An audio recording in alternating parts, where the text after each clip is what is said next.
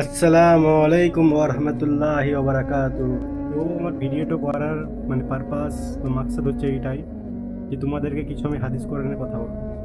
ঠিক আছে, তো তোমরা হাদিস কোরআন নিয়ে যদি তোমরা কথা শুনতে চাও আমার, তো শুনতে পারো। আর যদি না শুনতে চাও তো স্ক্রিপ্ট করে দিতে পারো। ঠিক আছে, কারণ এখনকার যুগে তো তোমার হাদিস কোরআনের কথা কেউ তো পছন্দ করে না।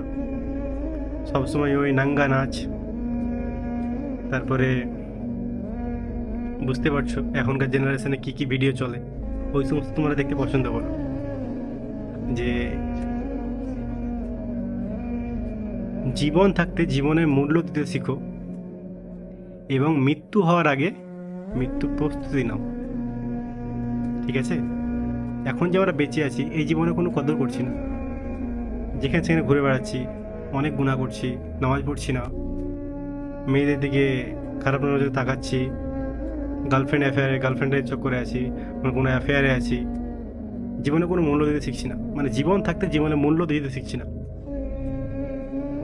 আর আমাদের যখন মৃত্যু চলে আসবে তখন কিন্তু কোনো কিছু আর করা থাকবে না।